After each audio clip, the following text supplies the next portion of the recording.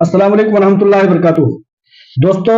जैसा कि इस दरमियान में बहुत सारी गलत अफवाहों के दरमियान एक न्यूज़पेपर की कटिंग बार बार लोग मुझे भेज करके उसकी हकीकत और हक्कानियत के बारे में जानना चाहते हैं। तो मैंने सोचा कि एक छोटी सी वीडियो बना करके आप लोगों को उसके हकायक से रोशनास करा दिया जाए और ये बता दिया जाए कि ये कोई नई बात नहीं है। जो 70 करोड़ रुपए हीरा ग्रुप के असेट्स को सीज किया गया है बाई रेड ईडी की तरफ से,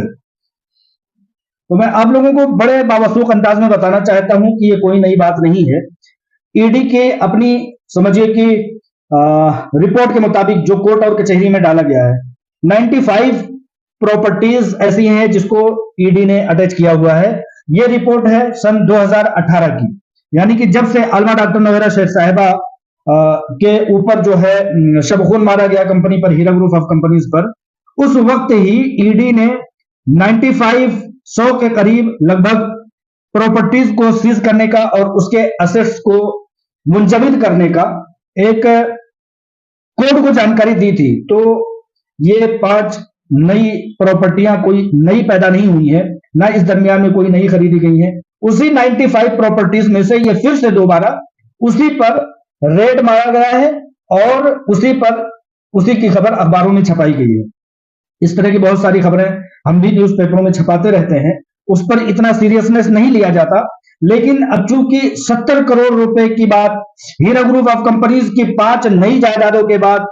और इस तरह से एक नई कटिंग और नई तारीख के अखबार के साथ, ये बात एक मासूम और भोला भाला हिंदुस्तानी आवाम जो है वो इससे गश खा जाता है और उससे घबरा जाता है, जबकि उसके मुनासिब और मुस्बत भी पहलू, निगेटिव पहलू देख करके खुद को परेशान करना शैतानों का काम। जो अफवाहें फैलाते हैं ग्रुपों में, सोशल मीडिया पर बैठ करके, यूट्यूब पर, उनसे अगर कोई पूछने वाला हो या उनको जवाब देने वाला हो तो इस अंदाज में भी पूछा जा सकता है कि क्या ये 5 प्रॉपर्टीज क्या नई पैदा हो गई हैं क्या हिंदुस्तान की सरजमीन पर। उस 95 प्रॉपर्टीज में जो ईडी ने इससे पहले 2018 से अटैच करके अदालतों को जो बताया है, वो क्या ये 5 प्रॉपर्टी उसमें नहीं थी। सबसे पहली लाइन में 1 2 3 4 5 6 की तादाद में पहली सीक्वेंस में ये 5 प्रॉपर्टीज थी और उसी पर फिर से उसकी एक बार रिपोर्ट छपवा करके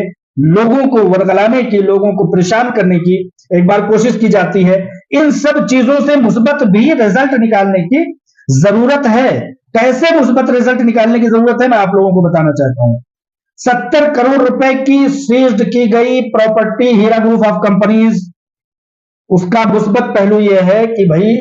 लोगों को पैसे देना, हीरा ग्रुप ऑफ कंपनीज को 95 प्रॉपर्टीज ईडी ने बताया था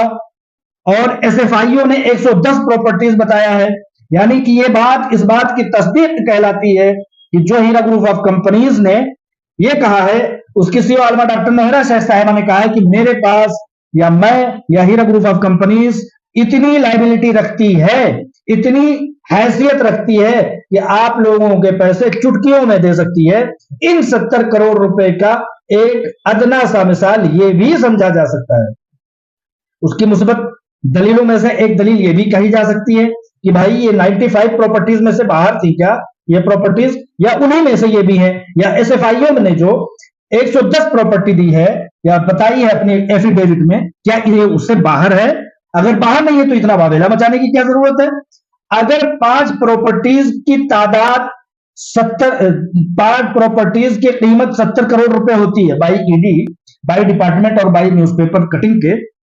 हालांकि उतना नहीं होता, और भी होता है, ज्यादा होता है, कम होता है, कई बार वर्गलाने के लिए ज्यादा भी बताया जाता है, कई बार वर्गलाने के लिए कम भी बताया जाता है, लेकिन मार्केट वैल्यू कुछ और होता है। तो मैं कहता हूं 70 को 70 ही नापा जाए। 5 प्रॉपर्टीज अगर 70 करोड़ की है तो यह इस बात का तस्दीकनामा है कि हीरा ग्रुप ऑफ कंपनीज इस बात की हैसियत रखता है कि लोगों को पैसे की अदायगी फटाफट कर देगा, क्योंकि उसके पास असेट्स, और जैसा कि हीरा ग्रुप ऑफ कंपनीज कहता है कि हमारे पास जराए हैं, तो वो जराए यही चीज है। तो कोई नई बात नहीं है। उन 95 ईडी की रिपोर्ट के मुताबिक, उन 110 यानी कि एसएफआईओ की रिपोर्ट के मुताबिक ये भी उसी में से एक प्रॉपर्टी है। मुस्बत 2 बातें बता दी। तीसरी बात मैं आपको बताना चाहता हूं कि जब किसी प्रॉपर्टी पर ईडी का अटैचमेंट होता है, किसी भी बवाल में, किसी भी झगड़े और तनाजा में, तो उसका एक मुस्बत पहलू यह होता है कि ईडी जैसे डिपार्टमेंट ने इसको अटैच कर लिया है, अपनी निगरानी में ले लिया है, तो इस दरमियान में, इस तनाज़ात के मौसम में कोई दूसरा लैंड ग्राइबर इस पर उंगली नहीं लगा सकता। ये ईडी का अटैचमेंट है। ईडी ने अपनी निगरानी में ले लिया। अटैचमेंट का मतलब अपनी हिमायत में, अपनी मातहती में। और इसका एक सबूत यह भी है कि हीरा ग्रुप ऑफ कंपनीज की ही प्रॉपर्टी है, वरना ईडी को क्या जरूरत थी कि उस पर अटैचमेंट लगाता। ईडी के अटैचमेंट होने की एक ताजा सी मिसाल यह भी है कि जब ईडी अपने अटैचमेंट में ले लेता है तो उससे एक बड़ी बात क्लियर समझ में आ जाती है कि हीरा ग्रुप ऑफ कंपनीज उसका असल मालिक है। ईडी किसी दूसरे की प्रॉपर्टी पर अटैचमेंट नहीं लगाएगा, या तनाजा मुतनाजा जायदाद पर वो नहीं लगाएगा। और ईडी के अटैचमेंट का यह भी मुस्बत पहलू है कि अगर उस पर कोई खुर्द बुर्द होता है तो ED Heera group of companies की तरफ खड़े होकर के कि मेरी रिपोर्ट में, यानी कि ईडी कहेगी कि मेरी रिपोर्ट के मुताबिक, मेरी जांच पड़ताल और मेरे तमाम सलाहियत के मुताबिक ये प्रॉपर्टी हीरा ग्रुप की है, क्योंकि अटैचमेंट में हमने इसी नजरिए और इसी हकायक की बुनियाद पर लगाया है। मिसाल के तौर पर अभी पिछले दिनों ऐसे कॉलोनी टोली चौकी में एसए बिल्डर अख्तर, सैयद अख्तर ने हीरा ग्रुप ऑफ कंपनीज की अटैच की हुई प्रॉपर्टी पर कब्जा कर लिया, लीज पर दे दिया। अपने दामाद अब्दुल रहीम को जो है फुटबॉल ग्राउंड बनाने के लिए आलमा डॉक्टर नौहरा शेख साहिबा की गैर मौजूदगी में ये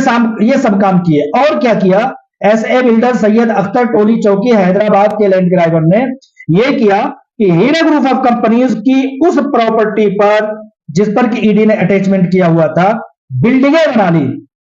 अब यहां पर सिर्फ और सिर्फ डॉक्टर नौहरा शेख साहिबा नहीं, हीरा ग्रुप ऑफ कंपनीज का लॉयर नहीं, बल्कि ईडी का लॉयर भी आकर के खड़ा होगा और कहेगा कि ये प्रॉपर्टीज मेरे मुताबिक, यानी कि ईडी के मुताबिक, ये हीरा ग्रुप ऑफ कंपनीज की थी, है और रहेगी, क्योंकि इस पर हमने अटैचमेंट लगाया। दौरान attachment,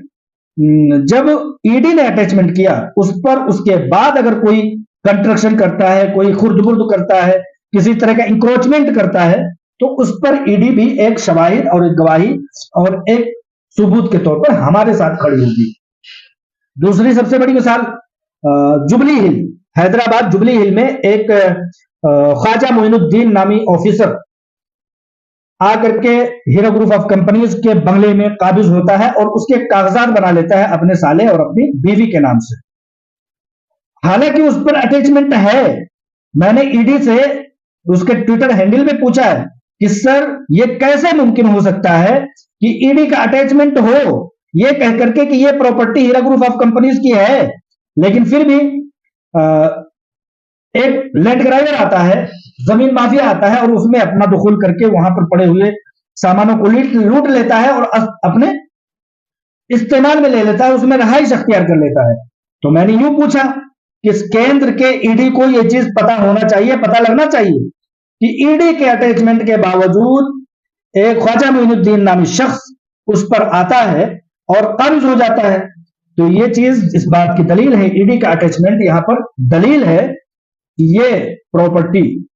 Heera group of companies की है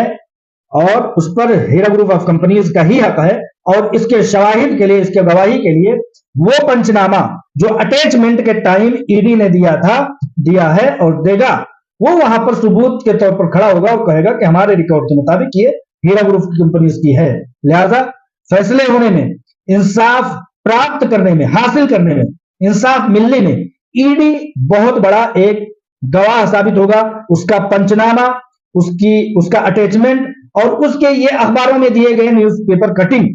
इस बात की दलील है कि ईडी ये साबित कर रही है कि हीरा ग्रुप ऑफ कंपनीज इस